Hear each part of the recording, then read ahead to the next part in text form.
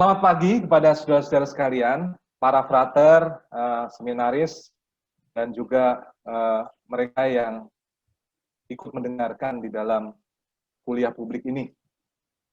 Saya senang sekali, terus terang dari hati, bisa berjumpa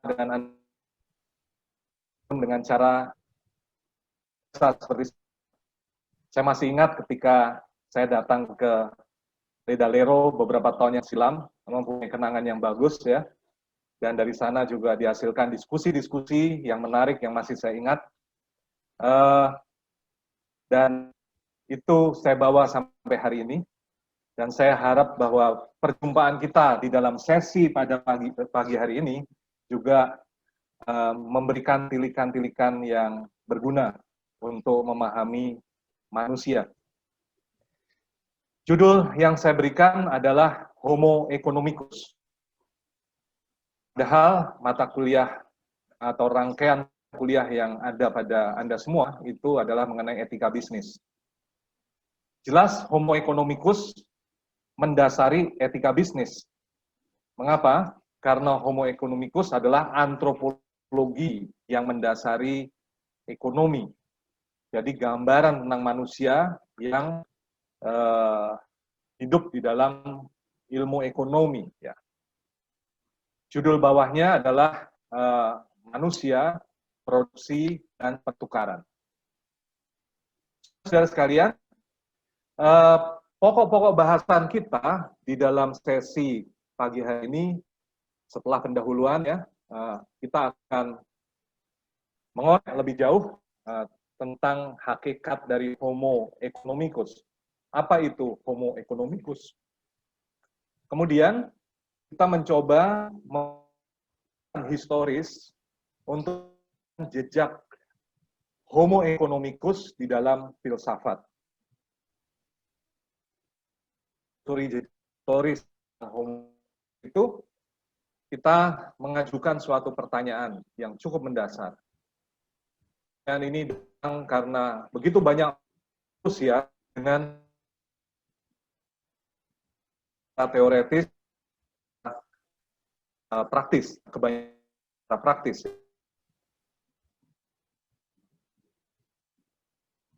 Masa depan usia belum mencapai sungguhnya sampai realisasi dirinya dimana sebagai Homo economicus publik saya akan kita tutup dengan kritik masukan tentang moralitas. Semua langkah ini seluruh gambaran mengenai Homo economicus, gambaran yang terpenting beserta dengan kritiknya bisa dibiarkan ke Anda, lalu kita bisa diskusi setelahnya. Saudara-saudara sekalian, kalau kita memperhatikan dengan baik dengan membaca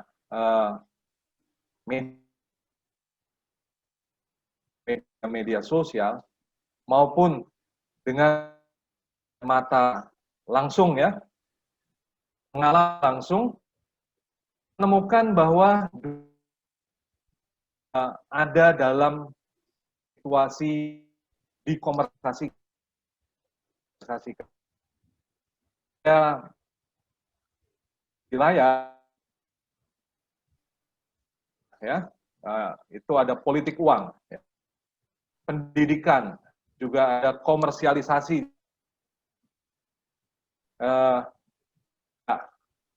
bahwa dan orang customer, maka customer satu maka didengarkan sehingga sekolah itu menjadi tempat untuk beraktivitas. Juga kalau kita lihat yang lebih itu ada manusia sendiri dagangan dikomersialisasikan dalam kasus human trafficking atau woman trafficking begitu ya. Dan jangan lupa organ-organ dalam manusia juga bisa ada lagi suatu manusia ini sakral, nilai dan martabat, melainkan manusia adalah bagian integral dari suatu sistem di dalam sosial. Obat jadi barang komersial, di mana dokter yang menangani penyakitnya itu juga merupakan perpanjangan suatu juga lenyap di balik. Dan jangan lupa juga berbagai agama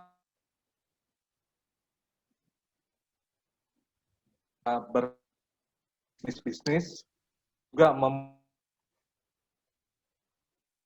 sebagainya sebagai ajang pengumpulan dengan alasan-alasan religius tentu saja. Nah, kalau demikian, memang yang disebut ekonomi itu fenomena ya dikatakan zaman kita, mana segala sesuatu itu terkait akan negara kita sendiri sebagai suatu negara tidak bisa dilepaskan dengan kebutuhan ekonomi. Dalam COVID-19 yang kita alami sekarang, pilihannya adalah kesehatan dan ekonomi. Ekonomi itu menjadi induk dari berbagai macam persoalan di dalam masyarakat kita. Jadi, saudara, pasar global itu tidak baru sekarang. Banyak hal yang sudah kehilangan otonominya, misalnya politik sudah kehilangan ekonominya dan berubah menjadi pasar politis. Demokrasi menjadi bisnis partai. Itu kehilangan, akan sejak lama di dalam bukunya industri kultur. Nah, kultural, religius yang dulu tidak ternyata bekerja oleh dan digerakkan oleh kekuasaan modal. Bahkan sudah apa yang disebut komunikasi bebas, entah lewat internet, talk show di televisi, atau lewat medsos ya, Twitter, FB, WA, itu ternyata juga dikendalikan oleh kapitalis. Ya. Jadi apa yang bisa kita katakan? Tidakkah manusia telah lama berubah menjadi ikut? Atau sebetulnya inilah mana kodrat manusia sebagai homo economicus realisasikan diri di dalam masyarakat kita saat ini. Kita semakin dekat dengan tujuan dari kodrat manusia sebagai homo economicus. Itu adalah pertanyaan-pertanyaan mendasar yang sangat menarik kalau kita renungkan secara filosofis. Apakah manusia itu? Jawaban dari zaman kita adalah homo economicus. Nah, tetapi kita boleh mengajukan pertanyaan, yaitu, apa sih homo economicus itu? Bagaimana cirinya dibandingkan dengan tipe-tipe lain? Jadi, pertanyaan tentang adanya tipe-tipe lain, sedikit banyak juga menunjukkan pertanyaan kita yang tidak percaya bahwa homo economicus adalah suatu kondisi kodrati. Karena ada tipe-tipe lain selain homo economicus. Bagaimana tipe ini dipikirkan dalam filsafat? Nah, ini juga sesuatu yang sangat penting, karena filsafat sejak lama berfungsi sebagai ilmu induk bagi ilmu-ilmu sosial, bahkan juga ilmu-ilmu alam. Pemikiran-pemikiran yang ada dalam filsafat itu mempengaruhi ilmu-ilmu, dan bukan hanya ilmu-ilmu, tetapi juga praktek-praktek.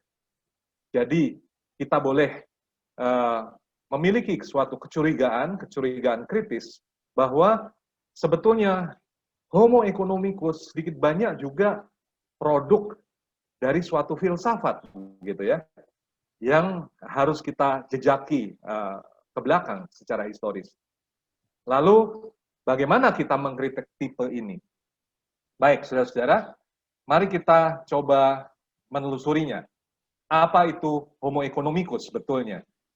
Saudara-saudara sekalian, di dalam bukunya The End of History and the Last Man, gitu ya, Francis Fukuyama seorang Amerika keturunan Jepang, seorang filsuf, sangat terkenal buku itu, dia membayangkan The Last Man sebagai manusia yang hanya mengerjakan ekonomi, administrasi, dan teknik.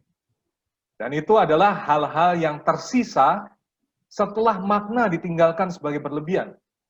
Jadi Anda bisa bayangkan, ini adalah masa depan yang dibayangkan oleh Fukuyama, yaitu bahwa kalau kita sekarang masih sibuk dengan pemaknaan, apakah itu kebudayaan, apakah itu agama, ya, apakah itu seni, begitu ya, dan apa itu filsafat, ya. Nah, hal-hal ini menurut Fukuyama adalah hal yang berlebihan. Nanti manusia masa depan, the last man, begitu ya, itu adalah manusia ekonomis yang hanya mengerjakan administrasi dan ekonomi dan teknik. Nah, itulah tipe manusia masa depan menurut Fukuyama, Homo economicus, bebas dari politik, bebas dari ideologi, concern hanya pada ekonomi, manajemen, dan rasio fungsionalistik.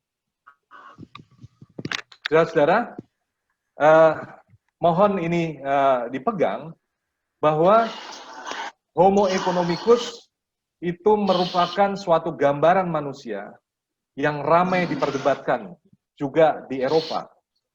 Ketika saya masih di Jerman di akhir tahun 90-an dan di awal tahun 2000-an, ya, beberapa seminar menggelar topik Homo economicus, membahas tulisan-tulisan dari Ulrich Beck tentang masyarakat resiko, juga tulisan-tulisan mengenai individualisme yang bangkit kembali, semacam itu. Jadi banyak diskusi yang pada saat itu diluncurkan, diadakan, karena memang globalisasi itu merajalela di mana-mana saat itu, dan menghasilkan fenomena yang menurut filsafat sangat khas, yaitu manusia menjadi sosok yang pernah diramalkan sebelumnya sebagai Homo economicus. Maka banyak orang yang antusias, tapi juga banyak orang yang kritis yang mengatakan bahwa sebetulnya Homo economicus itu bukan tujuan dari sejarah, tapi ada yang mengatakan bahwa itu tujuan dari sejarah. Baik, saudara-saudara. Nah, istilah itu, Homo economicus, itu pertama kali dikemukakan oleh seorang filsuf Inggris, John Stuart Mill. Mill terkenal sebagai penggagas dari utilitarianisme. Mill waktu itu menggunakan istilah Homo economicus tidak mengacu pada kodrat manusia atau keseluruhan diri manusia, melainkan pada aspek-aspek tertentu saja pada manusia, bahwa manusia itu makhluk yang ingin mencari kesejahteraan, mengkalkulasi segala sesuatunya termasuk konsekuensi, lalu mencari efisiensi dan mencapai tujuan. Artinya Homo economicus dari Mill itu diulas dalam kaitannya dengan teori dia mengenai utilitarianisme. Jadi suatu pandangan yang masih terintegrasi pada pertimbangan-pertimbangan moral. Nah, istilah itu muncul kembali di era globalisasi dan dipakai untuk memproyeksikan manusia di era globalisasi pasar dewasa ini, yang ditandai oleh individualisme dan fungsionalisme. Nah, kalau kita boleh merumuskan, saya meminjam pemikiran dari Wolfgang Kersting yang dia tulis di dalam artikelnya yang sangat menarik, yaitu Der Markt, das Ende der Geschichte. Ya. Dia mengatakan ada 5 ciri dari Homo economicus. Yaitu pertama, Homo economicus itu adalah gambaran manusia liberal yang digerakkan oleh self-interest, kepentingan diri. Yang kedua, Homo economicus ini mendasari juga liberalisme egalitarian dengan rasionalitas yang dimodelkan dengan rational choice theory. Ya. Kalau Anda pernah membaca atau sekarang mengingat, rational choice theory itu sebetulnya suatu bentuk rasionalitas strategis ya, yang sudah dimulai dengan buku Tom Hobbes, Leviathan, yang kemudian dimodelkan dengan game teori, dilema narapidana ya. Nah, jadi intinya adalah sebetulnya model ini mau menjelaskan tentang cara berpikir dari manusia modern, yaitu berpikir untuk memaksimalisasi keuntungan ya. Nah, maka ini identik juga dengan utility maximizing atau fungsionalisme. Nah, maka rasionalitas menurut model Homo economicus itu tak lain daripada maksimalisasi profit dan juga mengejar efisiensi. Bukankah itu yang dikejar oleh negara-negara, yang dikejar juga oleh perusahaan-perusahaan, ya, dan institusi-institusi modern. Semua mencari keuntungan dan efisiensi. Yang ketiga, Homo economicus itu adalah individu otonom dalam gambaran individualisme kompetitif menurut pola transaksi massar atau egosentrisme. Individu adalah yang paling tahu kebutuhannya. Maka masyarakat nomor 2, nomor 1 individu. Tanyalah individu. Nah, kalau Anda lihat sekarang ya, di mana-mana ada riset pasar, riset konsumen, dan sebagainya, masyarakat dewasa ini memberikan prioritas pada individu, bukan pada misalnya solidaritas sosial gitu ya. Solidaritas sosial itu nilai yang kedua. Nilai yang pertama adalah bagaimana kepuasan individu ya. Yang keempat, Homo economicus itu berdasarkan pada pola interaksi eksternal, yaitu berjarak dari para individu dengan kebebasan negatif menurut Isaiah Berlin misalnya. Atau Habermas menyebutnya tindakan strategis ya. Dan yang terakhir, kelima, mengadaptasi mekanisme objektif dari alam. Apa yang dimaksud di sini? Yaitu bahwa dengan perkembangan ilmu-ilmu alam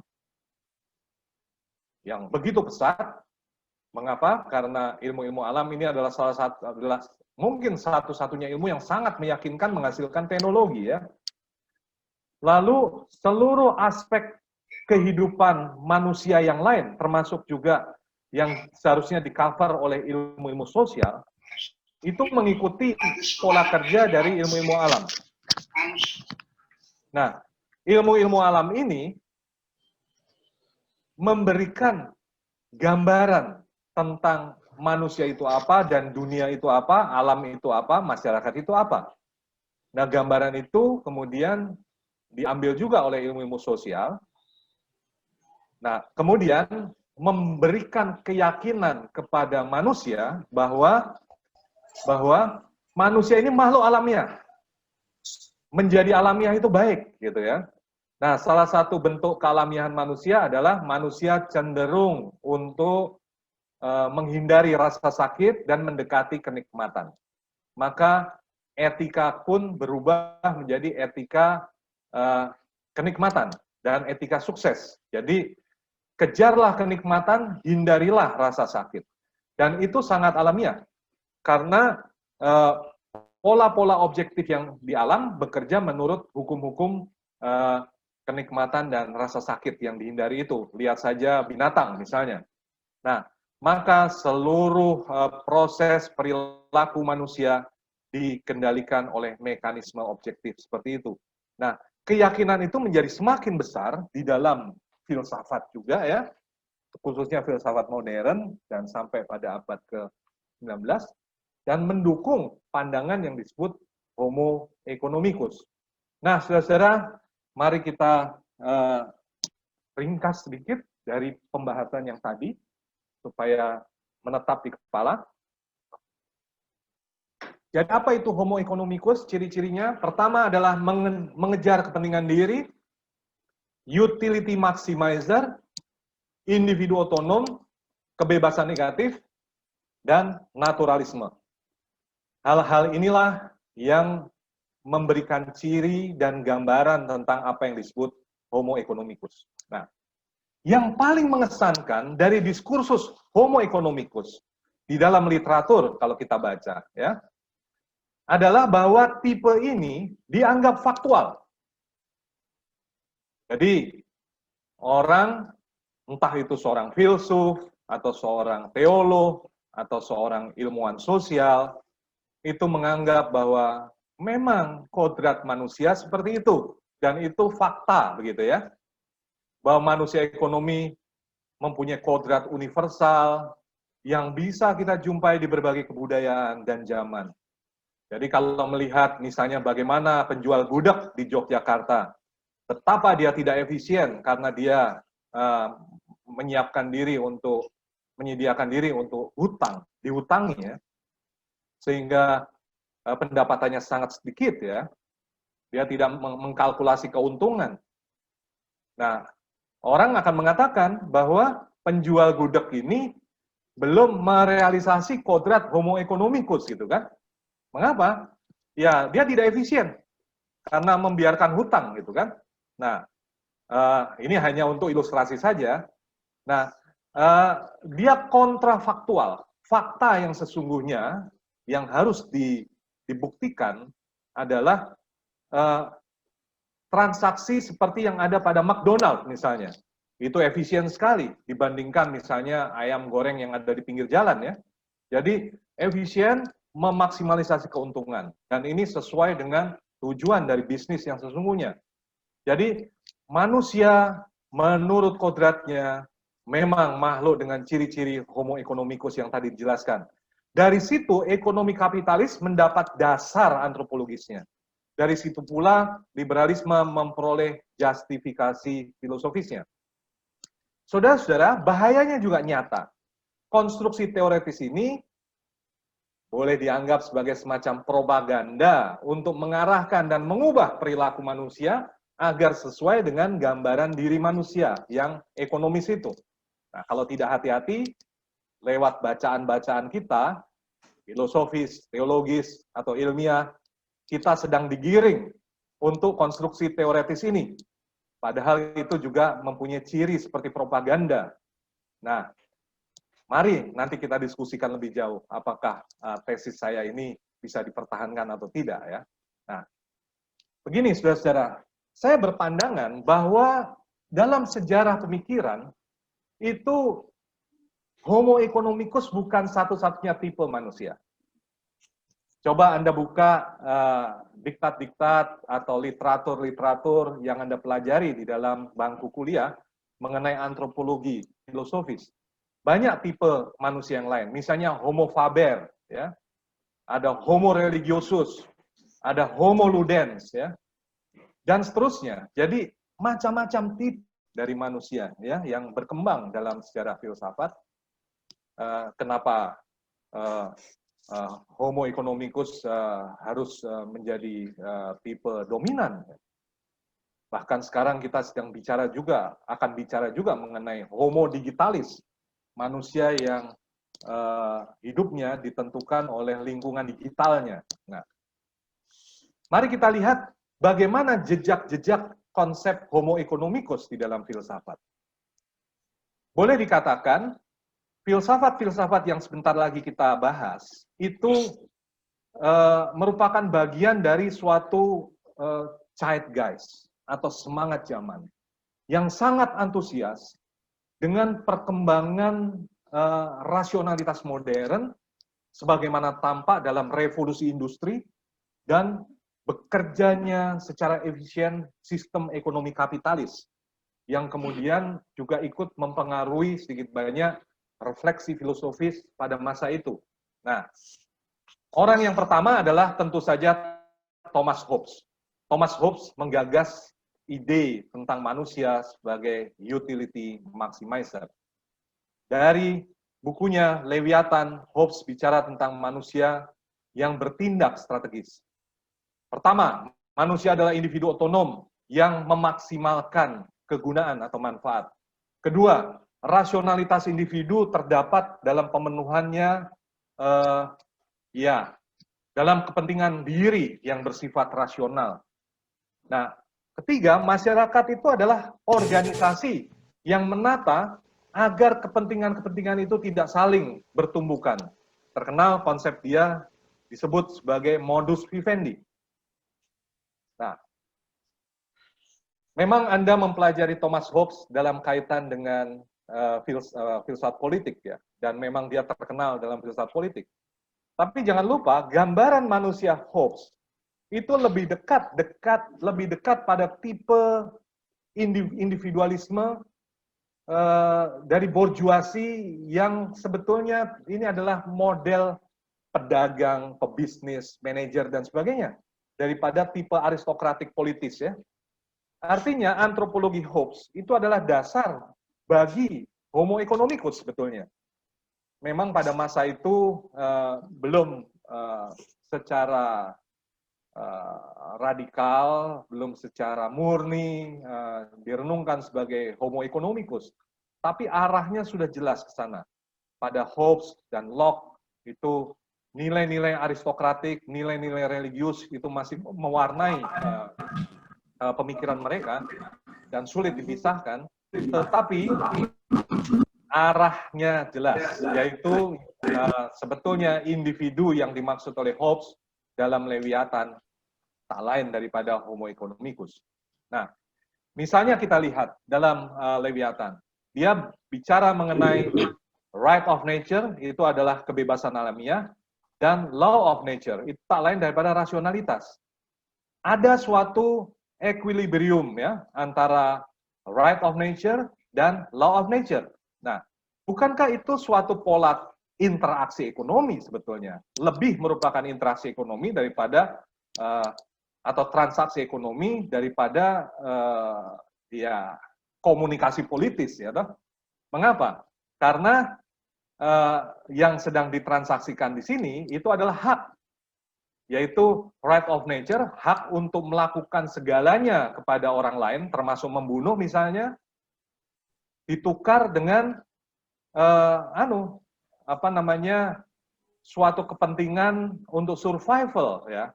Jadi kalau kita semua mau survive ya sebaiknya kita menjalin perdamaian, dan itu adalah prinsip dari rasionalitas. Tapi kalau kita mengadakan gencatan senjata, tapi gencatan senjata itu menguntungkan satu pihak, lebih baik kita kembali kepada state of nature, kata Thomas Hobbes. Bukankah interaksi seperti itu kan interaksi yang kita sebut sebagai transaksi dagang ya? Model bagi transaksi dagang yang ada juga di pasar-pasar ya. Nah, sekarang menjadi model bagi politik untuk Thomas Hobbes dan menjadi dasar dari liberalisme. Nah, yang disebut sebagai modus vivendi. Individu yang satu dengan individu yang lain mengambil jarak, ada proses individuasi, ada proses objektifikasi, sampai pada proses alienasi dan reifikasi satu sama lain. Mereka bertindak strategis, lalu memakai rasionalitas tujuan. Dan ini adalah model dari pertukaran di dalam pasar. Di pasar, kalau pedagang handphone itu memberikan handphone, itu bukan karena dia mencintai kita. Bukan. Jangan GR dulu. Karena dia meminati uang kita. Nah, kalau kita menukar uang dengan handphone itu, terjadi pertukaran, lalu ada equilibrium. Dalam arti itu, kita tidak sedang dalam konflik dengan dia.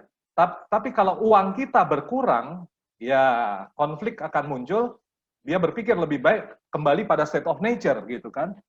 Nah, seluruh pola interaksi di dalam masyarakat itu bekerja menurut pola modus vivendi, menurut Thomas Hobbes.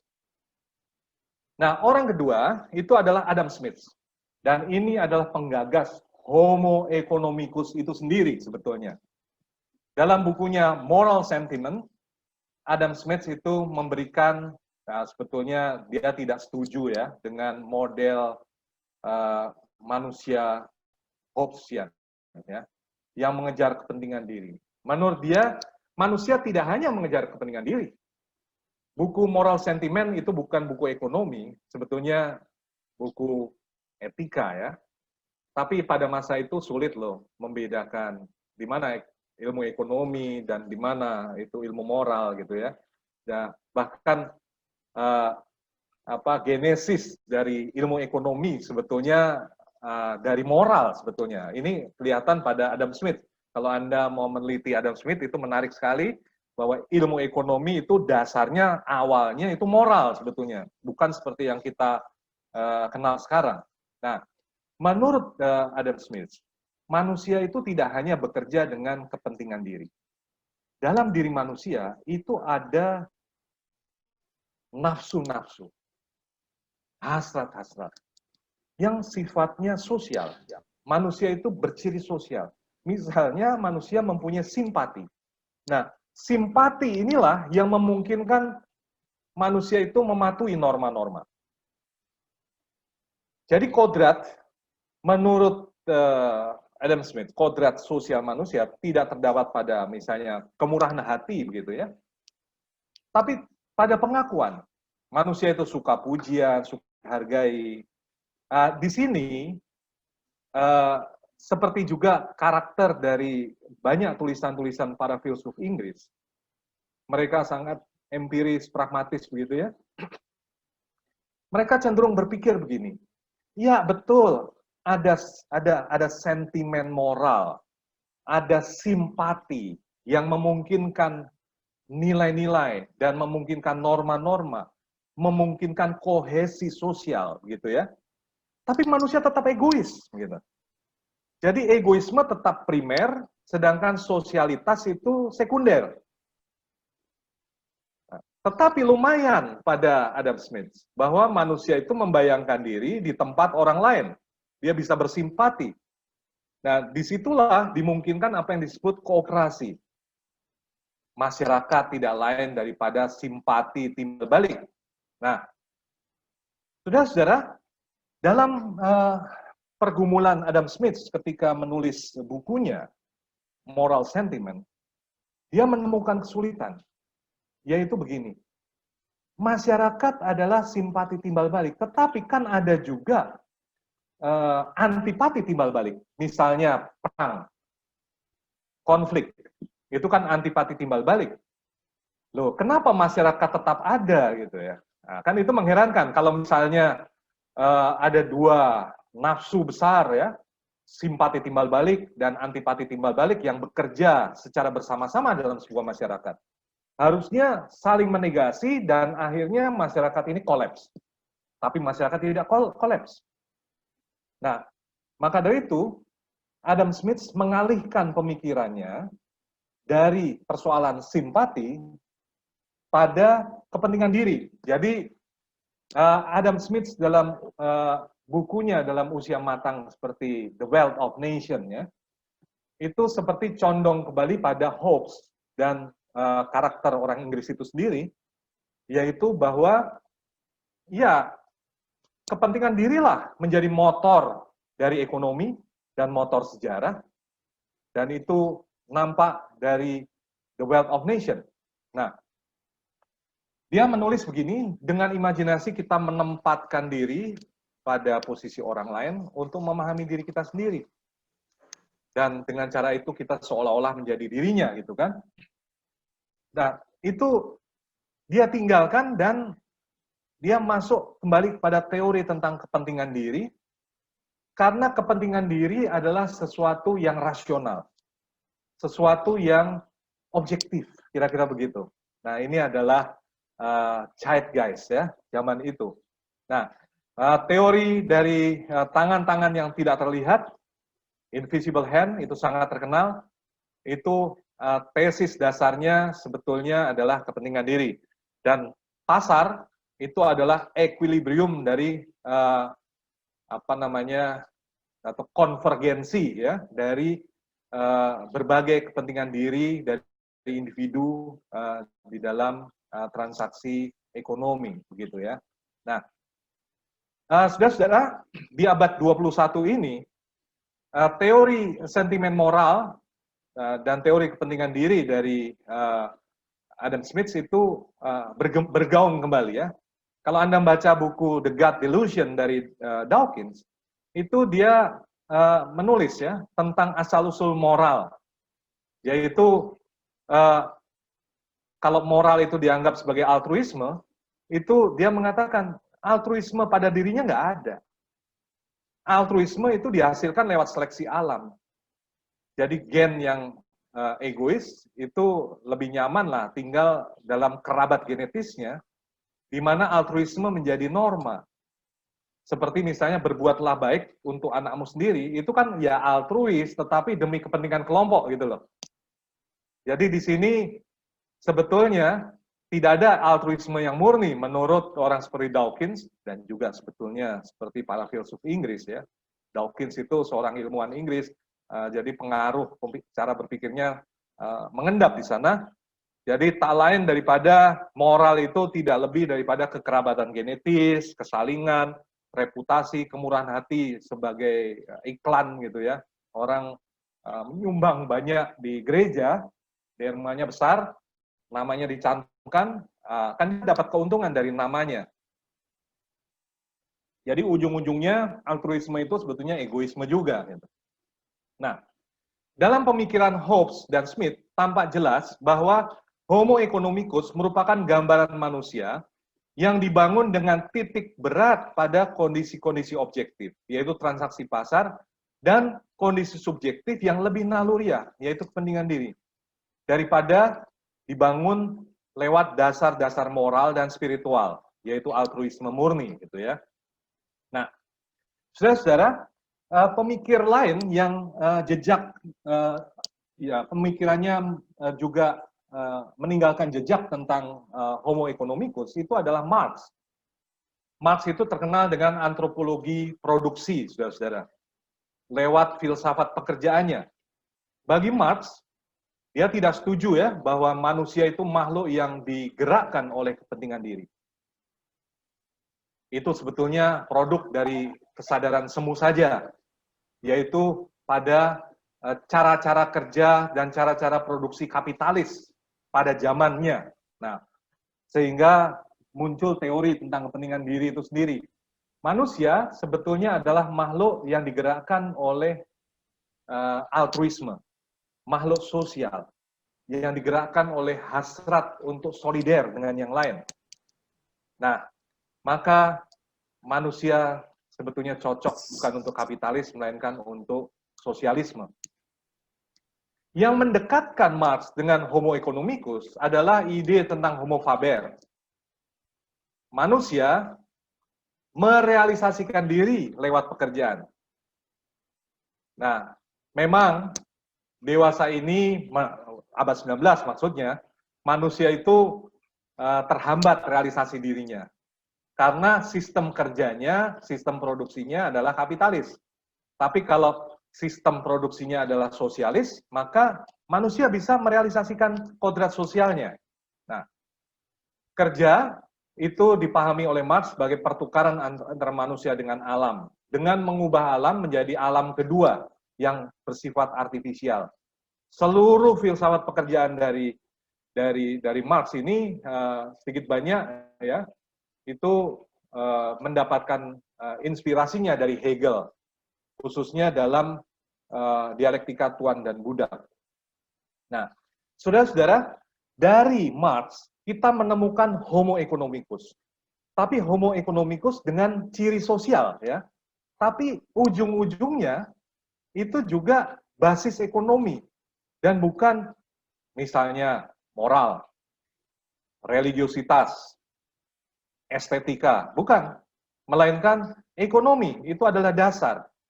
Meskipun aspek sosial menjadi sangat kuat pada pendekatan Marxis ya. Nah, orang seperti Simmel, Georg Simmel itu tidak setuju dengan Marx ya.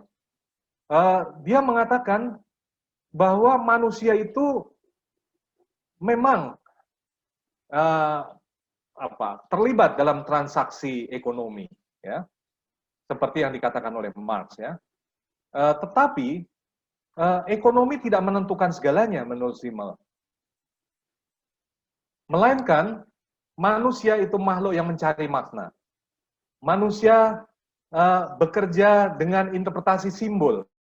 Nah, Ini sangat menarik ketika dia dalam bukunya Filsafat Uang, Philosophy des Geldes, itu kita harap dia bicara tentang uang ya, yaitu uang yang kita kenal sekarang. Tetapi buku itu tidak banyak bicara mengenai uang dalam pengertian material yang kita pahami sekarang gitu kan. Uang di situ diperlakukan sebagai simbol. Nah, filsafat uang itu sebetulnya filsafat tentang kebebasan, filsafat tentang gaya hidup. Nah, maksudnya gini, ketika ekonomi uang itu diperkenalkan ke dalam sebuah masyarakat, maka pelan-pelan atau bisa juga cepat gitu, pola interaksi di dalam masyarakat itu berubah menjadi lebih menghargai individu, lebih menghargai kebebasan individu, lebih menghargai privasi, kira-kira begitu. Nah, berarti uang adalah motor sejarah, itu betul. Tetapi tidak bisa dikatakan bahwa uang itu menentukan interaksi sosial, begitu saja. Pada Simmel ada pola dialektis, dalam pengertian begini, di satu sisi, uang itu membuka ruang interaksi sehingga terbangun kebebasan subjektif bagi mereka yang bertransaksi di pasar. Tetapi di sisi lain, uang,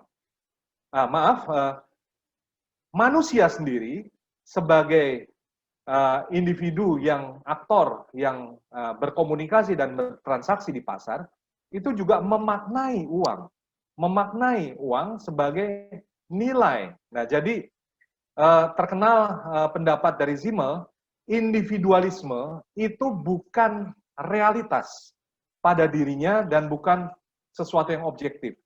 Individualisme itu adalah konsensus sosial juga. Jadi orang harus sepakat dulu bahwa nilai-nilai individual itu menjadi penting dalam masyarakat kita. Baru kemudian individualisme itu menjadi suatu nilai di dalam sebuah masyarakat. Artinya apa?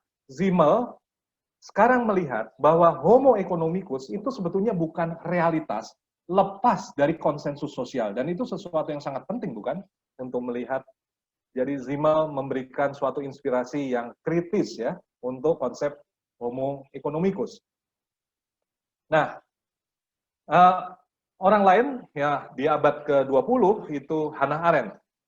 Hannah Arendt mengatakan dalam bukunya The Human Condition ada 3 jenis kegiatan ya, yaitu kerja, kemudian bertindak dan berkarya. Nah, bekerja dan berkarya inilah yang mendasari sistem kapitalis. Dan homo economicus letaknya di sana, yaitu pada bekerja dan berkarya. Nah, salah satu kritik yang cukup bagus yang bisa kita dengarkan dari Hannah Arendt, yaitu bahwa ketika sebuah masyarakat itu sangat memberikan prioritas bagi homo economicus sebagai gambaran utama pada manusia, masyarakat seperti ini menghancurkan demokrasi. Demokrasi tidak bisa dibangun dengan model atau tipe homo economicus. Nah, sebetulnya apa yang mau diajukan oleh Hannah Arendt adalah homo politicus, gitu, yaitu tipe manusia yang berkegiatan dengan handeln, dengan bertindak, yaitu membangun komunikasi bersama dan bertindak bersama, membentuk suatu ruang antara yang kita kenal sebagai ruang publik. Ya. Nah, ketika masyarakat sangat mengutamakan homo economicus, ruang publik akan terkikis habis, hancur, porak-poranda. Sosok yang mengerikan itu tampil menurut bukunya, dalam bukunya The Origin of Totalitarianism, tampil dalam fasisme dan Nazi, ya. Nazi itu sebetulnya radikalisasi dari ekonomi kapitalis menurut Hannah Arendt. Ya. Oke. Nah, orang lain yang sejaman itu adalah George Bataille dalam bukunya di psikologi atau struktur psikologis dari fasisme. Dia mengatakan begini, homo economicus itu adalah makhluk rasional, ya. rasionalitasnya itu ditandai dengan penghematan dan kalkulasi efisiensi, gitu ya. Tetapi Anda bayangkan kalau suatu masyarakat itu terdiri dari homo economicus, gitu ya, semuanya. Maka homo economicus ini pada titik tertentu akan jenuh ya. Kenapa berhemat terus? Orang yang berhemat itu memang efisien ya, tapi efisiensi itu akan menggerus apa yang dia sebut sebagai rasa kedaulatan. Nah, ini adalah tesis penting dia. Manusia adalah makhluk yang juga menjadi puas kalau dia bisa merealisasi rasa kedaulatan. Nah, kapitalisme menggerus rasa kedaulatan. Ya, Anda harus bayangkan gini. Anda punya teman ya. Teman Anda itu hemat. Oke, kasarnya pelit. Begitu pelitnya, segala-galanya dihitung. Tapi dengan cara demikian, dia sebetulnya menjadi budak dari ekonomi sebetulnya. Dia menjadi budak dari efisiensi. Dia menjadi budak dari penghematan. Bayangkan dengan orang yang lain. Dia bikin pesta, dia traktir orang, ya. Nah, memang kita katakan boros. Tapi boros dan pemborosan, menurut Bataille, itu ekspresi kedaulatan. Ketika seseorang bisa boros, dia tunjukkan siapa dia. Dia menemukan otentisitasnya, kira-kira begitu ya. Nah, itu terjadi di dalam fasisme. Fasisme tidak lain daripada ekspresi kedaulatan. Dalam arti, sekarang kita boroskan saja sistem ekonomi. Tentu saja pada fasisme itu sangat eksesif. Ekses itu, yaitu memboroskan banyak hal, termasuk juga melakukan kekerasan. Ritus-ritus yang eksesif, pemborosan dana untuk persenjataan, dan seterusnya, sehingga sebetulnya secara psikologis itu mengembalikan rasa kedaulatan dari orang Jerman. Nah, itu juga ada pada suku-suku yang sederhana, misalnya suku Indian, dalam ritus yang disebut potluck. Secara berkala orang-orang Indian ini membakar propertinya, untuk menunjukkan bahwa mereka tidak tergantung pada properti itu. Nah, tapi dari cara itu mereka menjadi berdaulat. Perhatikan baik-baik, di sini orang seperti Bataille, kemudian juga Hannah Arendt ya, dan Simmel, itu kritis bahwa homo economicus bukan akhir dari gambaran manusia. Manusia lebih daripada itu. Jadi tidak bisa. Malah kelihatan pada Bataille, homo economicus ini kelihatan sebagai manusia dan sosok yang tidak berdaulat gitu kan. Jadi filsafat berkata apa tentang homo economicus? Pertama, tipe ini tumbuh bersamaan dengan modernisasi kapitalis dan merupakan model bagi borjuasi Eropa ya. Itu kita lihat pada Locke, Hobbes, dan Kant. Kedua, homo economicus adalah tipe manusia rasional, tapi rasionalitasnya tak lain daripada adaptasi pada pasar dan tindakan strategis. Yang ketiga, tipe itu merupakan pelaksanaan aspek material manusia, yaitu produksi, pertukaran, dan konsumsi, mengandung dimensi sosial, tapi sosialitas itu sekunder untuk mendukung kepentingan diri, misalnya pada Smith. Yang keempat, ciri mencolok dari homo economicus adalah monolog kepentingan diri, sebab dengan monolog ini lalu orang seperti Hannah Arendt mengatakan bahwa ekonomi itu akan menggerus atau mengerosi kepublikan dan demokrasi. Kelima, filsafat Barat di satu pihak merupakan tempat kelahiran homo economicus, ya, Hobbes, Smith, dan sebagainya, tapi di lain pihak juga ingin melampaui tipe ini. Kita tahu pada Simmel, Arendt, dan Bataille. Nah, dewasa ini homo economicus itu dibicarakan seolah-olah tipe ini universal dan menjadi normatif. Nah, ini sesuatu yang menarik ya, harus kita kritik juga. Proyek homo economicus itu mempengaruhi globalisasi dan sistem kerja ekonomi global sekarang. Nah, kita kritik sekarang bagaimana konsep homo economicus ini. Pertama, saudara-saudara, manusia tetap merupakan multidimensional being ya, yang tidak dapat direduksi pada salah satu aspeknya.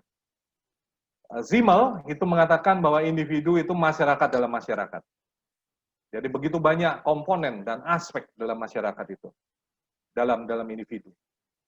Masalah dengan Homo economicus adalah reduksi gambaran manusia pada salah satu dimensi manusia, yaitu dimensi material, rasional, ekonomisnya. Itu pun hasil konstruksi yang terkait dengan awal perkembangan sains dan ilmu-ilmu sosial positivistik yang dilandasi pandangan dunia mekanis dari Newton. Ya.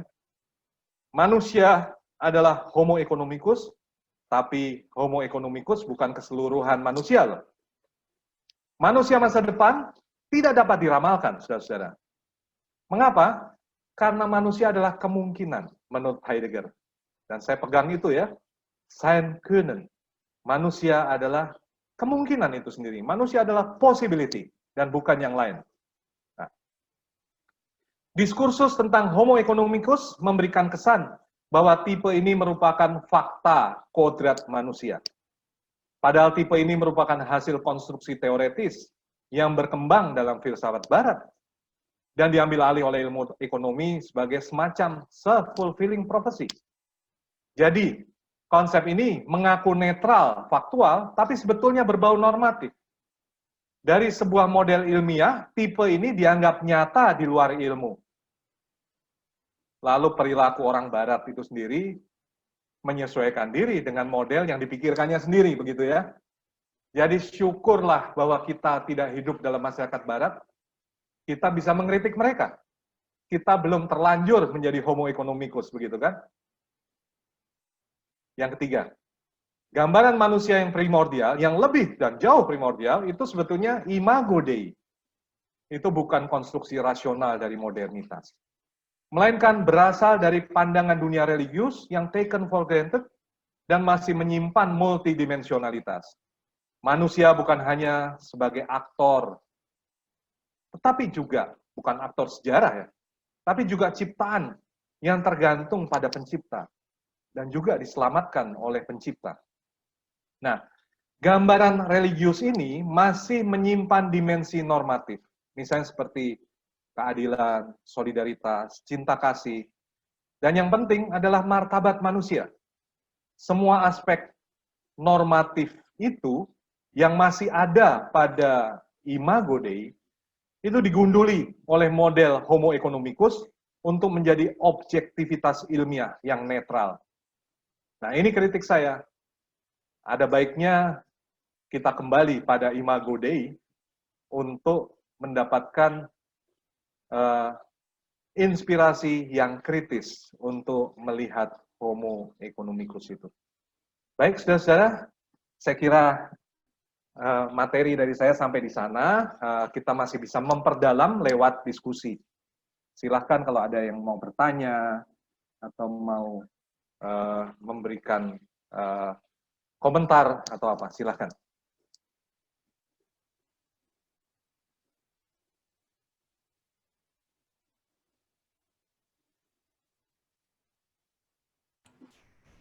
Baik, terima kasih Pak Franky. Ya. Terima kasih banyak. Kita berikan aplaus. Terima kasih. Ya, terima kasih banyak sekali lagi. Jadi tadi Pak Franky sudah menjelaskan secara sangat baik ya, terang benderang dan jelas tentang konsep Homo economicus. Apa itu Homo economicus? Ya, itu manusia yang mengejar kepentingan dirinya, utility maximizer, ya, meningkatkan kegunaan dari sesuatu, pandangan tentang individu yang otonom, kemudian kebebasan negatif, ya, dan naturalisme. Lalu Pak Franky juga coba menjelaskan dalam sejarah filsafat ya, atau menunjukkan sejumlah pemikir dalam sejarah filsafat yang bicara tentang Homo economicus, mulai dari Thomas Hobbes, Adam Smith, Marx, Simmel, ya. Kemudian ada kritikan dari Hannah Arendt dan Bataille. Lalu pada poin terakhir ya ada kritikan ya, dari Pak Franky tentang konsep Homo economicus, ya, juga menarik. Pak Franky menganjurkan kita kembali kepada Imago Dei yang menjadi salah satu akar dari konsep tentang martabat manusia. Jadi sekarang kesempatan untuk saudara-saudari, ya, para calon filsuf dan filosofin, Pak Franky, untuk bertanya. Ya. Ya. Jadi silakan kalau mau bertanya bisa maju ya. Jadi sebut nama lalu ajukan pertanyaan secara jelas. Maju ke sini ya.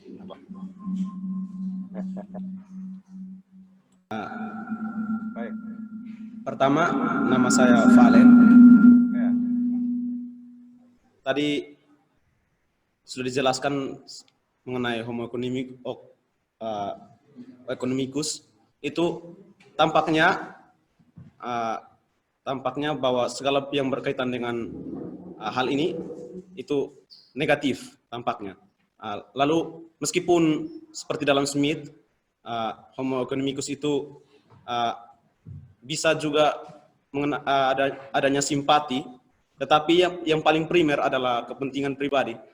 Pertanyaan saya itu sederhana saja, mengenai Ciptaker, Undang-Undang Ciptaker, apakah dalam Undang-Undang Ciptaker itu ada semacam perjuangan untuk mengedepankan Homo economicus, sehingga tampaknya banyak orang yang dari berbagai macam lapisan masyarakat itu banyak yang menolak undang-undang ini. Mungkin pertanyaan saya seperti itu. Terima kasih banyak.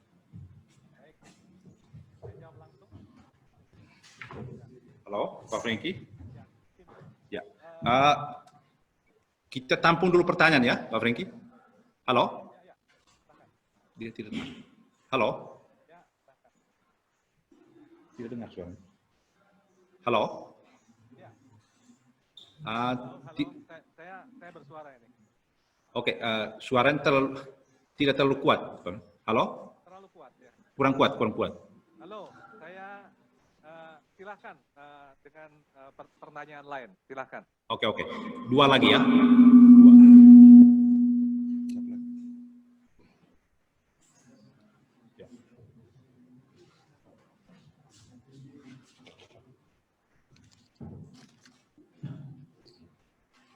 Terima kasih atas kesempatannya. Saya Itzan Priyatno, mahasiswa semester 5 STFK Ledalero. Saya ingin memberikan satu buah komentar untuk mempertegas diskusi yang sudah kita laksanakan pada pagi siang hari ini, dan juga satu buah pertanyaan. Yang pertama, komentar saya itu soal Homo economicus. Saya akan memulai komentar saya dari gagasan seorang filsuf poststrukturalis bernama Wendy Brown. Itu dalam karyanya Undoing the Demos dan juga dalam salah satu esainya We Are Democrats Now, dia memandang suatu neoliberalisme sebagai suatu ideologi yang sedang beroperasi dalam demokrasi. Menurutnya, dalam perkembangan demokrasi liberal di Barat, terjadi suatu transposisi atau transformasi rasionalitas dari rasionalitas politik menjadi rasionalitas ekonomis. Dan menurut dia, hal inilah yang memungkinkan orang melihat segala sesuatu dalam demokrasi itu dari segi kalkulasi ekonomis. Segi kemasukakalan dilihat dari kalkulasi untung rugi. Jadi komentar saya dalam konteks ini bahwa Homo economicus itu sebetulnya juga terkonstruksi atau dikondisikan oleh satu ideologi besar bernama kapitalisme neoliberal. Jadi ini bisa dimungkinkan bahwa dalam perkembangan termutakhir Homo economicus itu beroperasi dan berkembang justru karena dikonstruksi atau dikondisikan oleh ideologi besar seperti ini. Itu komentar saya yang pertama, Pak. Jadi yang kedua, ini pertanyaan saya. Di tengah situasi seperti ini, yang mana di mana terjadi suatu dominasi Homo economicus dan di mana juga telah terjadi suatu perkembangan ideologi besar bernama kapitalisme neoliberal. Apakah sangat dimungkinkan kita bisa melakukan suatu gerakan alternatif? Mengingat bahwa setiap masyarakat sekarang itu cenderung sangat ekonomis, Pak. Demikian pertanyaan saya. Terima kasih atas kesempatannya. Ya. Baik. Silakan.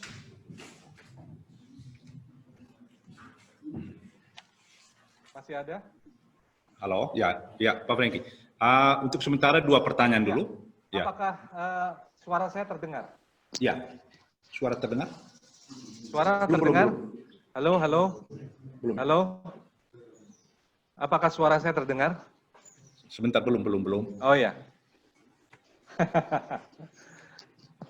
Oke. Ya, sudah. Ya. Ya, sudah. Halo saudara-saudara, apakah suara saya cukup terdengar? Ya. Saya akan jawab pertanyaan frater yang pertama dengan frater yang kedua ya. Nah, mengenai Homo economicus dikesankan sebagai sesuatu yang negatif. Sebetulnya tidak negatif ya. Itu adalah manusia rasional. Sebetulnya Homo economicus itu manusia yang rasional. Jadi wajar-wajar saja bahwa di dalam modernisasi manusia mempunyai sikap seperti Homo economicus. Itu sesuatu yang wajar. Nah, begini masalah ya. Selalu saja kalau Anda itu mempelajari filsafat dan sejarah ide, selalu akan menjumpai itu. Manusia itu sangat cenderung untuk memuja atau melebih-lebihkan salah satu aspek gitu ya. Nah, hal itu juga terjadi pada tipe Homo economicus. Jadi masalah akan muncul kalau Homo economicus itu diidolakan, diidealkan, dipuja sebagai sosok manusia masa depan, di mana secara normatif kita harus menuju ke sana. Sehingga kita menutup diri terhadap perkembangan yang lain dari kemanusiaan kita. Nah, itulah masalahnya. Jadi, tidak bisa dikatakan bahwa model Homo economicus itu negatif. Dia bisa negatif ya, tetapi juga bisa positif, tergantung sikap kita. Nah, kedua tentang Undang-Undang Cipta Lapangan Kerja ya. Harus saya katakan bahwa saya tidak membaca undang-undang itu, tapi kontroversinya yang saya baca. Setiap produk undang-undang, disadari atau tidak, itu mengandung preseposisi. Nah, preseposisinya juga ada preseposisi antropologis. Nah, manusia itu dibayangkan seperti apa dalam undang-undang itu. Nah, saya tidak bisa memastikan sekarang apakah Homo economicus merupakan model di dalam Undang-Undang Cipta Lapangan Kerja. Tetapi tanda-tanda ke sana cukup jelas. Saya tidak bisa memastikan, tetapi melihat tanda-tanda ke sana, yaitu adanya liberalisasi pasar. Nah, liberalisasi pasar, nah ini terkait dengan pertanyaan frater yang kedua, itu dimotivasi oleh neoliberalisme. Nah, sekarang masalahnya apakah neoliberalisme itu sama sekali buruk? Nah, juga tidak, ya. Ada aspek-aspek yang baik, misalnya dalam Undang-Undang Cipta Lapangan Kerja memungkinkan kemudahan-kemudahan dalam bisnis. Tetapi kita harus hati-hati. Kalau kita tidak kritis terhadap undang-undang itu dan juga tidak kritis terhadap neoliberalisme, perlahan-lahan tapi pasti kita diperbudak oleh ekonomi. Nah, maka dari itu kalau frater yang kedua mengatakan bahwa ya sebetulnya tipe Homo economicus itu merupakan antropologi dari neoliberalisme, menurut pendapat saya, ya betul, saya setuju. Memang itu. Tapi tidak bisa dikatakan gini, neoliberalisme menciptakan homo economicus, tidak. Yang terjadi adalah secara natural, intelektual dan natural, pelan-pelan dalam sejarah itu berkembang gambaran tentang manusia ekonomis ini. Tadi yang sudah saya jelaskan lewat filsafat. Nah, kemudian sistem ekonomi yang liberal maupun yang neoliberal itu dibangun dengan asumsi-asumsi individualisme barat, ya, yang cocok dengan homo economicus tadi. Jadi yang paling enak mengatakan bahwa terjadi suatu hubungan dialektis lah antara liberalisme dengan gambaran manusia ekonomis itu, seperti itu. Nah, lalu pertanyaan yang terakhir adalah apakah masih mungkin suatu perlawanan? Saudara-saudara, gerakan-gerakan alternatif itu selalu muncul. Bahkan dalam Kongres Budaya Internasional yang mempunyai, yang lalu ya, punya slogan bahwa tatanan dunia yang lain itu masih mungkin gitu ya. Jadi gerakan-gerakan untuk menggoyang, untuk mengganti, untuk menjadi alternatif dari sistem ekonomi kapitalis itu terus berjalan. Misalnya lewat kemunculan kembali pola-pola produksi tradisional yang sayang sekali memang kemudian tunduk juga dengan logika kapitalis dan dipasarkan secara kapitalistik. Tapi kalau inovasi-inovasi dengan bentuk membangkitkan kembali bentuk-bentuk produksi tradisional ini bisa bertahan ya, demi ekologi misalnya. Saya ambil contoh misalnya, gerakan memakai kembali daun untuk makan ya, daun. Nah kalau ini dicoba untuk diintegrasikan dengan ekologi, dengan proteksi lingkungan hidup, dan kemudian pola-pola produksinya juga diintegrasikan dengan gaya-gaya hidup yang non kapitalistik gitu ya, itu bisa menjadi gerakan. Dan kalau jumlahnya membesar ya, itu akan bisa menjadi alternatif dari ekonomi kapitalis. Nah, hanya masalahnya kekuatan demokrasi sekarang belum mampu untuk membatasi kekuatan demokrasi, kekuatan kapitalistik. Nah, model yang dikemukakan oleh Habermas dengan demokrasi deliberatif itu salah satu cara di mana solidaritas civil society itu akan selalu mengawasi proses legislasi publik, sehingga lama-kelamaan legislasi publik itu tidak didikte oleh pasar, melainkan mengakomodasi aspirasi publik yang kadang-kadang tidak sesuai dengan keinginan pasar. Nah, kalau itu dilakukan, mestinya terjadi keseimbangan baru. Dan syukur kepada COVID-19, ekonomi kapitalis dewasa ini dipaksa untuk melakukan refleksi diri, dan akhirnya mungkin pelan-pelan akan berubah juga. Nah, saudara-saudara, kita harus tetap optimis kalau melihat perkembangan-perkembangan seperti itu.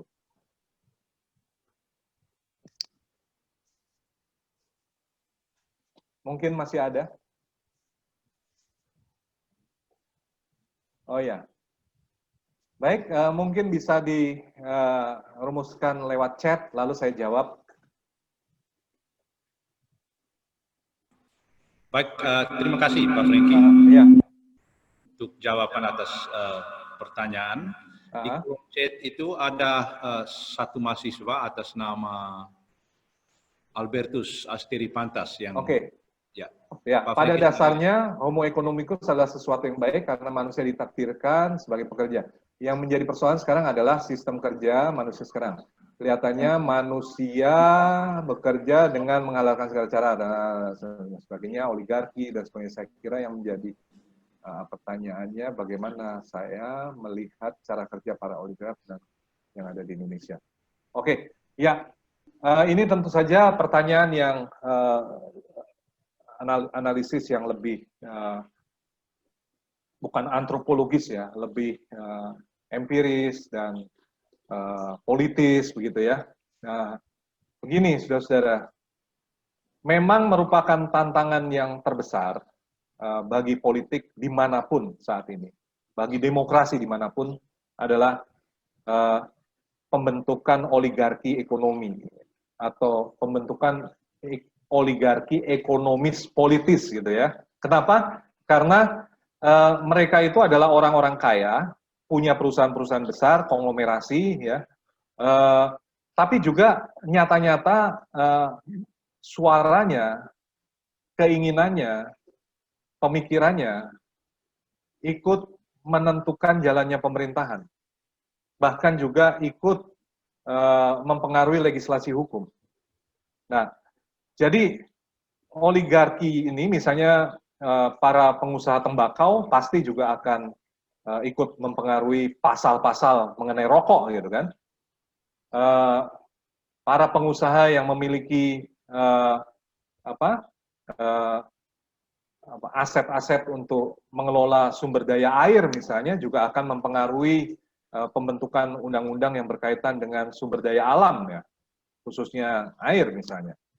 Jadi sekali lagi adalah kita bicara tentang kepentingan. Nah, kepentingan oligarki, bisnis dan politis, ini masih terlalu kuat dalam demokrasi dimanapun. Juga di Amerika, India, Indonesia. Nah, tugas dari demokratisasi itu membatasi oligarki sebetulnya. Kita tidak bisa menghilangkan 100% oligarki. Ambil contoh. Dalam setiap suksesi kekuasaan, oligarki memainkan peranan. Siapa yang mendanai kampanye? Lalu, siapa yang muncul sebagai calon? Ternyata juga oligark ya, oligark. Sulitlah Frater di Ledalero lalu muncul dalam kontestasi pemilu presiden gitu ya. Wah, Frater dari Ledalero muncul sana ya. Akan ditanya gitu, punya aset berapa gitu kan? Untuk mengongkosi kampanye kan sulit ya. Harus ada uang. Di mana ada uang, di situ ada kekuasaan. Nah, maka orang seperti Jeffrey Winters itu mengatakan demokrasi di Indonesia tidak lain pada demokrasi kriminal, di mana dalam setiap tahap itu terjadi sirkulasi kekuasaan oligarki dari oligarki lama ke oligarki baru semacam itu. Dulu adalah oligarki sultanik Soeharto, sekarang terjadi multiplikasi dari oligarki-oligarki. Jadi ada pembagian jatah ya setelah hancurnya oligarki sultanik itu, lalu oligarki bisnis politik ada di mana-mana. Nah, demokrasi itu mengarah sebetulnya pada pembatasan oligarki itu. Nah, kalau Anda tanya tentang cara kerjanya ya mereka akan membidik legislasi, itu penting. Di mana ada legislasi, pengaruh mereka ada. Kemudian membidik demokrasi elektoral, ketika ada pemilu, mereka berkepentingan untuk memenangkan salah satu calon, karena calon ini menjanjikan sesuatu untuk perusahaan mereka. Termasuk juga mereka sendiri kalau bisa ikut mencalonkan diri di dalam pemilu untuk menjamin kepentingan-kepentingan mereka tetap aman gitu ya. Nah, itu memang cara kerja mereka. Nah, sekarang masalahnya Anda tidak bisa mengatakan bahwa demokrasi kita 100% oligarkis, nggak bisa. Buktinya apa? Meskipun kepentingan oligarkis ada di sekitar presiden, ada di sekitar kabinet, ada di sekitar parlemen, begitu ya. Tapi parlemen bicara dalam bahasa publik. Undang-undang itu juga harus bicara dengan norma-norma publik, norma-norma umum yang menjamin kepentingan publik. Artinya, oligark itu tetap bisa diperiksa lewat terang akal budi publik, begitu. Karena undang-undang itu dasarnya rasionalitas publik. Nah, jadi tidak 100% jatuh ke tangan oligarki. Jadi demokrasi itu ambivalence, itu iya. Kalau Anda tanya mana yang lebih besar sekarang, nah itu pendulum. Kadang-kadang oligarki lebih besar pengaruhnya, kadang-kadang civil society lebih besar. Tergantung bagaimana konsolidasi dari masyarakat sipil. Bagaimana komunitas-komunitas dalam masyarakat sipil itu mengkonsolidasi diri dan tidak dirusak oleh kepentingan-kepentingan oligarkis. Banyak LSM kita ternyata juga didanai oleh oligarki, oleh kepentingan-kepentingan itu. Nah, kalau seperti itu ya sulit. Bagaimana bisa menjamin perjuangan mereka itu pro civil society? Jadi demo-demo, termasuk demo religius, juga didanai oleh orang-orang kaya yang tak lain daripada calon-calon oligark ya di kemudian hari. Jangan putus asa, saudara-saudara. Ini ambivalensi. Meskipun mereka berkuasa, tetap ada bahasa publik, yaitu hukum. Dan hukum itu kita harus awasi, dan kalau bisa kita harus bicara terus dalam bahasa hukum untuk mengawasi perilaku mereka. Kalau bisa merevisi undang-undang yang ada. Semakin sesuai dengan kepentingan masyarakat warga. Nah, ini tentang itu, saya Petrus Fedelis Ngo, terima kasih untuk materi Homo economicus. Udah ya. Lalu, masyarakat saat ini adalah masyarakat konsumen. Dengan munculnya era digital, teori konsumen menjadi sangat penting. Kelas sosial tidak ditentukan lagi melalui mode of production, tetapi oleh mode of consumption dan gaya hidup. Ya, begini. Homo economicus itu mencakup produksi dan konsumsi. Bukan hanya produksi, ya. Memang terjadi pergeseran. Jadi abad 19 dan awal abad 20 itu masyarakat produksi. Nah, lalu ketika produksi itu melimpah, masyarakat bergeser menjadi masyarakat konsumsi seperti kita sekarang. Bersamaan dengan itu muncul masyarakat informasi, ya.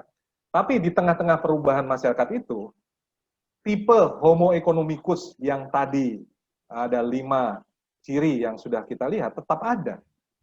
Hanya sekarang mereka bekerja dalam wilayah konsumsi, karena konsumsi itu kan sebetulnya salah satu aspek dari produksi.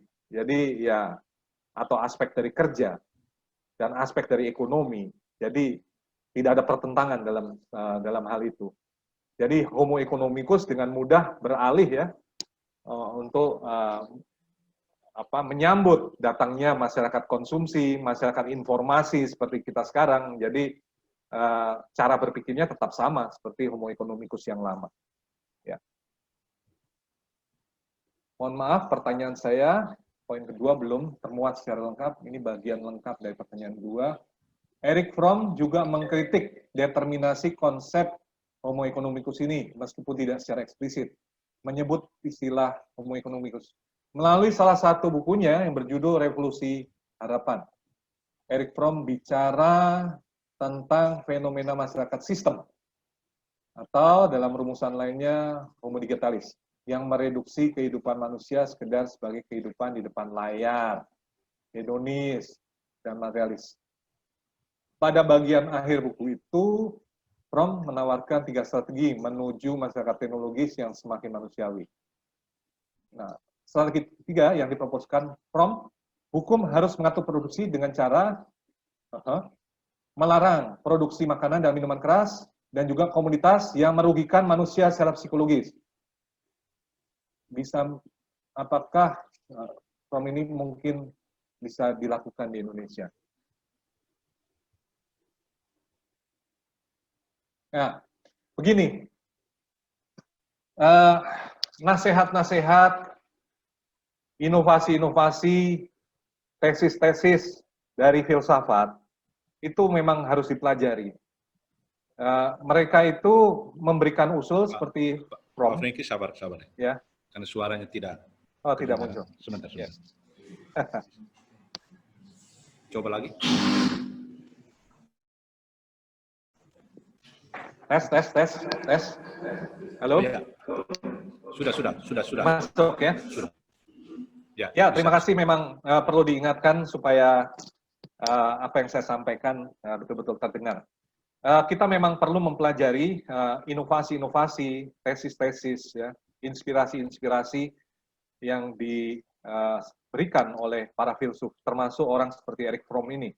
Biasanya mereka memberikan masukan seperti itu tidak lepas dari bangunan pemikiran mereka keseluruhan. Seperti Fromm misalnya, itu sangat kuat dengan kritik atas masyarakat industri maju yang menghasilkan alienasi-alienasi. Ya. Nah, menurut pendapat saya, untuk ekonomi di Indonesia, tentu saja ide dari Erich Fromm ini bisa menjadi masukan yang berharga, ya. Tapi kita harus hati-hati. Karena ide ini sebetulnya sudah dicanangkan gitu kan, atau sudah dilakukan oleh ekonomi syariah. Ya. Jadi dalam perbankan syariah misalnya kartu kredit dan kartu debit dari perbankan syariah itu memang tidak bisa dipakai untuk alkohol, untuk pelacuran, untuk panti pijat dan sebagainya. Itu di satu sisi memberikan suatu pembatasannya. Nah, coba kalau Anda bayangkan bahwa semua bank melakukan itu, mungkin ini ide yang bagus ya, bisa mengurangi kunjungan ke pelacuran, mengurangi konsumsi alkohol dan sebagainya. Jadi bank, perbankan bisa membantu, membatasi. Ini ide yang bagus ya. Nah, saya setuju dengan ide itu, asal tidak dikaitkan dengan agama. Menangkap yang saya maksud. Ide itu kalau dibawa dengan muatan agama, itu menjadi propaganda agama. Sebaiknya ide itu menjadi ide umum saja. Memang perbankan syariah itu sesuai dengan imannya melarang itu. Tidak apa-apa sebagai perbankan syariah. Tapi kalau dibawa menjadi kebijakan publik, jangan mengatakan bahwa ini ide syariah yang mau diterapkan di Indonesia. Katakan ini adalah ide publik yang umum demi kepentingan umum. Kalau seperti itu kita bisa setujui. Ya. Mungkin ada lagi, saya buka lagi ya chatnya. Baik. Udah hampir selesai. Sudah. Jadi, terima kasih banyak. Berikan aplaus untuk. Terima kasih. Senang berjumpa dengan Anda semua. Ya. Jadi terima kasih banyak. Ini Pak Franky ini bicara dari kamar atau dari perpustakaan Hochschule für Philosophie? Saya di ruang baca saya. Oh, saya pikir dari perpustakaan di München tadi. Iya. Buku-buku bahasa Jerman di belakang. Buku-buku dari sana. Ya, ya. Jadi terima kasih Pak Franky. Terima kasih, sama-sama. Ini topik yang baru untuk sebagian besar dari kami di sini. Ya. Jadi Pak Franky sudah memperkenalkan suatu cara berpikir baru dan diharapkan bisa menginspirasi para mahasiswa untuk membuat penelitian lebih lanjut, entah dalam bentuk skripsi atau tesis kemudian tentang topik ini. Jadi sekali lagi terima kasih. Memang pandemi COVID-19 ini membawa atau menyulitkan hidup kita, tapi ada berkatnya juga. Ya. Karena itu kami bisa bergaul dengan media digital seperti Zoom, bisa menghadirkan para pemikir besar ya, seperti Pak Franky atau yang lain dari Jakarta untuk bicara dengan kami yang ada di sini. Ya. Jadi sekali lagi terima kasih ya, atas nama para mahasiswa yang ada di sini. Ya. Kami yang mendengarkan kuliah ada berapa ya?